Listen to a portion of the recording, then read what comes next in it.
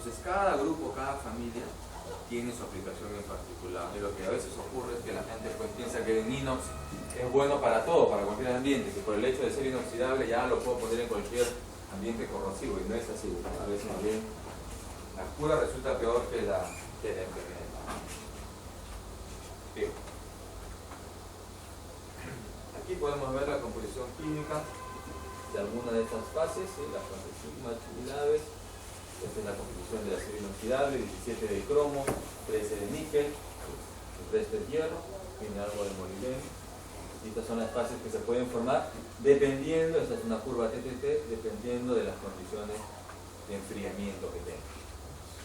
Pueden aparecer ahí todas estas carburos, empiezan, aquí es la curva de inicio de transformación de esos carburos, por acá empieza a aparecer la fase de chi, fase sigma, etc., ¿no?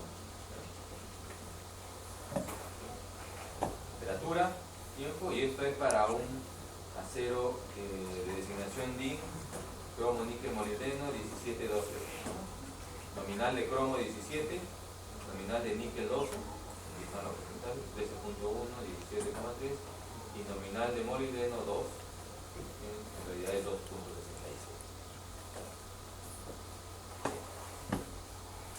Estas son las curvas que se también para otro acero. Este es un acero con 0.02% de carbono, 17 cromo, 13 níquel, 2.7 de molibdeno. Acá, igual, ¿no? Tiene sus curvas de inicio y tiene transformación para todas estas fases que hemos visto.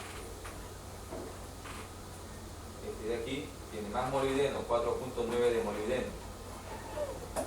Podemos ver cómo las curvas están desplazadas hacia el lado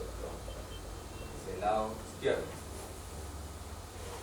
Entonces, hay más posibilidades todavía de empezar a formar estas fases con periodos de exposición más cortos. Bueno, los carburos, las fases sigma, chi, etc. Bien. Hay una porción justamente en una región en la que bajo ciertas condiciones de temperatura y de tiempo se va a generar lo que se conoce como corrosión intergranular en un acero inoxidable. ¿Qué es lo que ocurre? Nosotros tenemos un acero inoxidable por el oxonítico, por ejemplo, granos poligonales, que tiene un porcentaje promedio, vamos a decir, de cromo de unos 15%. O vamos a darle el porcentaje mínimo que tiene un inox para que sea inoxidable, 10.5%.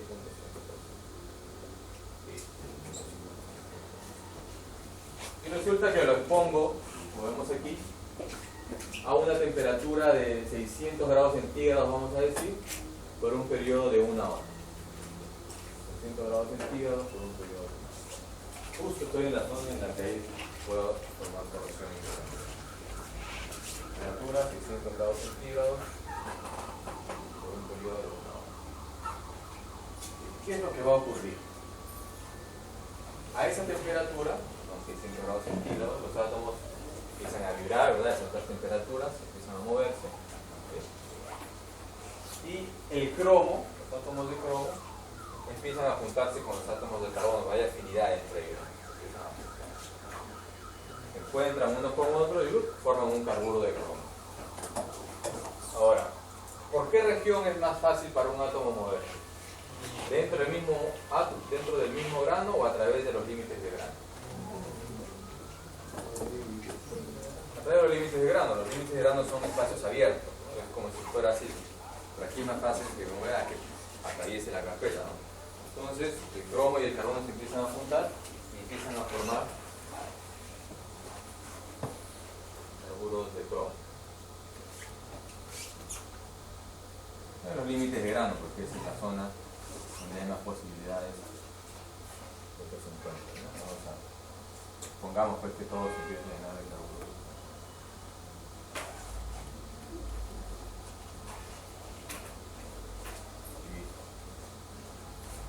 Entonces, si es aquí donde se empiezan a juntar, ¿no es cierto?, a combinar el carbono y el cromo, el cromo está viniendo obviamente de esta región, pues, ¿no? La región inmediatamente aledaña al límite de grano.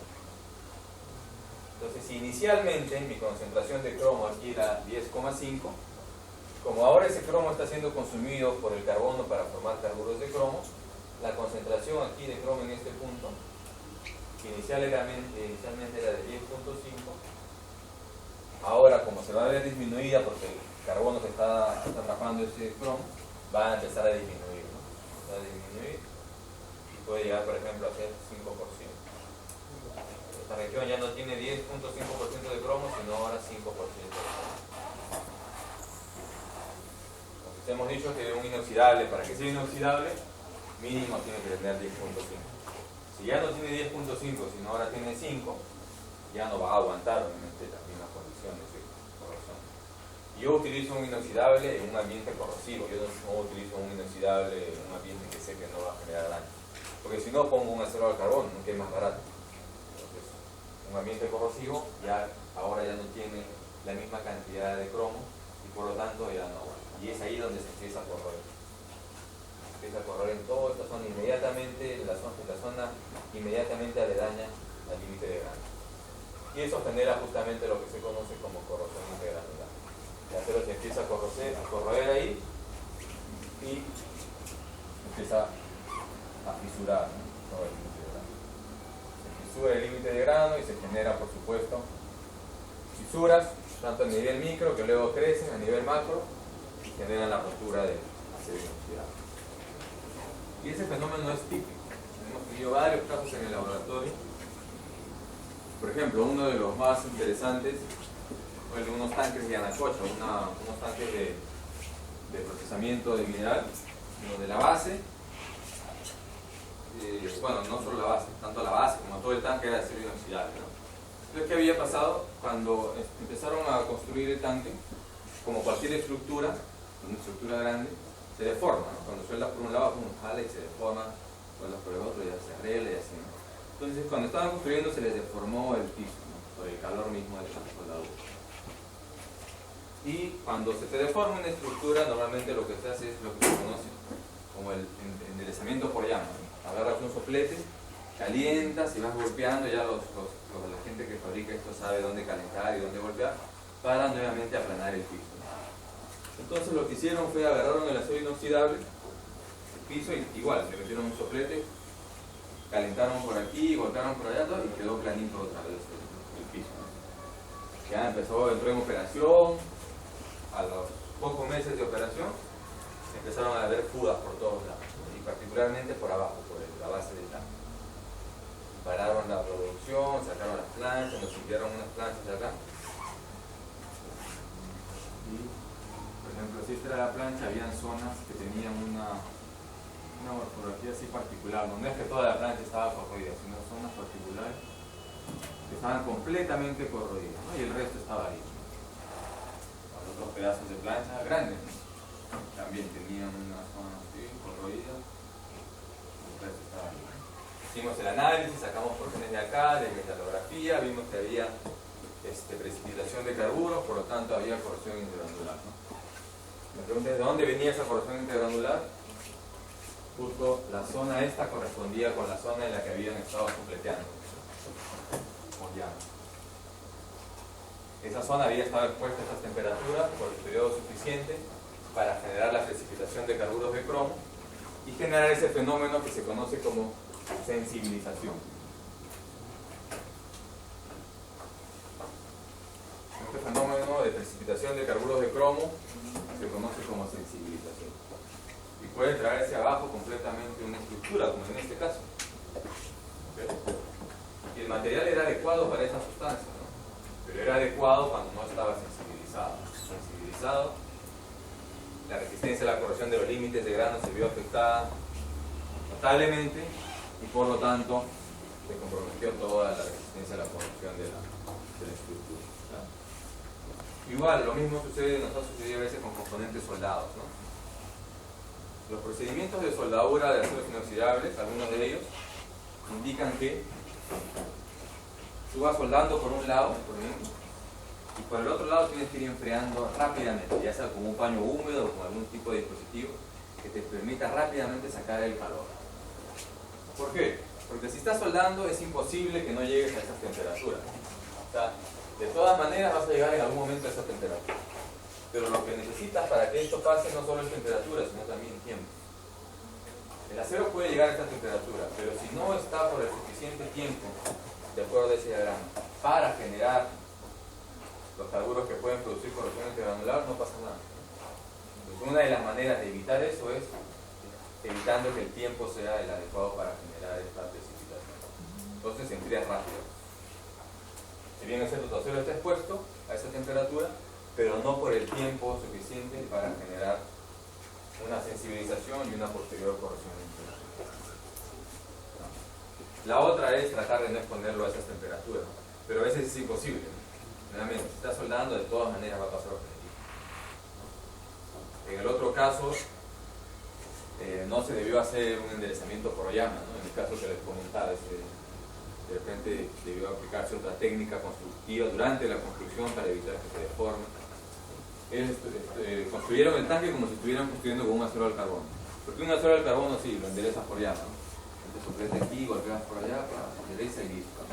Pero eso no lo puedes hacer con un inoxidable. Bien. ¿Listo?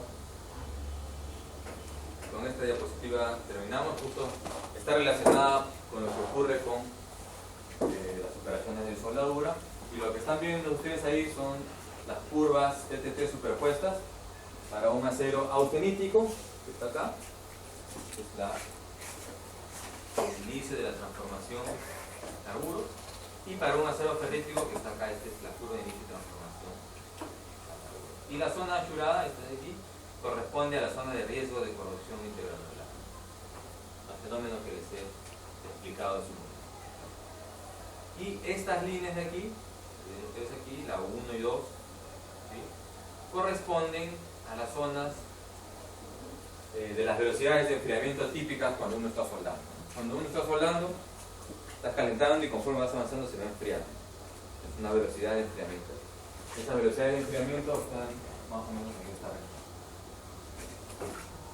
Para terminar, de acuerdo a ese diagrama que ven ustedes ahí, ¿cuál de los dos es más propenso durante la soldadura a sufrir corrosión intergranular? ¿Un acero austenítico o un acero ferrítico?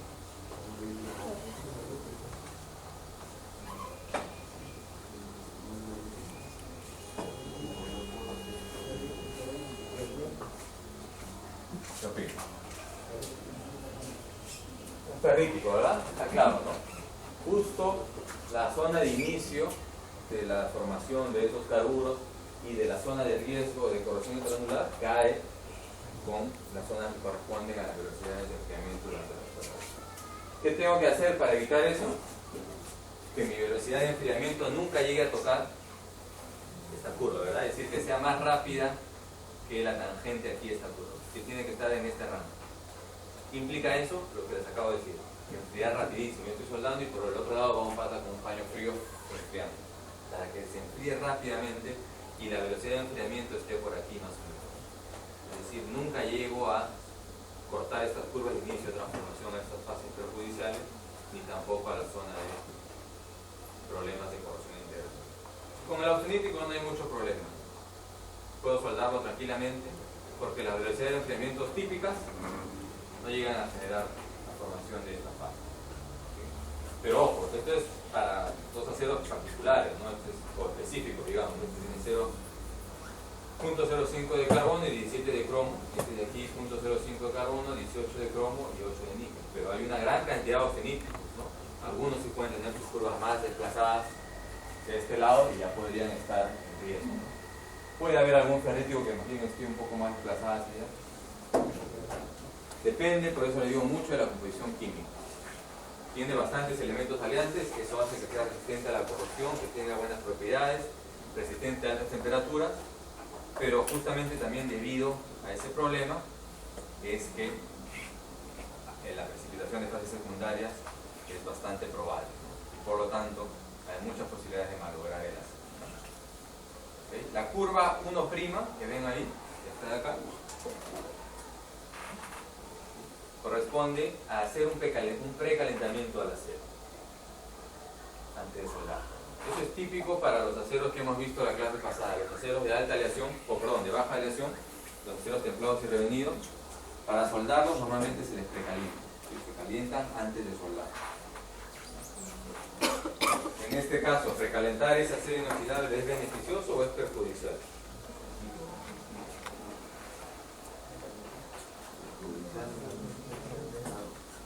Perjudicial, ¿verdad? Porque estoy generando una velocidad de enfriamiento que justo coincide con la zona donde hay corrosión integral. Entonces ya saben, si alguna vez tienen que hacer algo, construir algo de acero inoxidable, tengan mucho cuidado con no solo a la hora de construir algo con acero inoxidable, sino si ya tienen algo hecho de acero inoxidable, tengan mucho cuidado con la temperatura a la cual exponen el material. Ahora, nuevamente, no todos se comportan de la misma manera, depende del tipo de acero inoxidable, como vemos ahí para dos casos sencillos. Pero recuerden, hay varias familias y dentro de esas familias todavía hay una serie de grados que vamos a ver en la siguiente clase y cada uno de ellos tiene sus propiedades particulares. Entonces, a partir de la siguiente clase vamos a ver ya cada uno de estos aceros en detalle.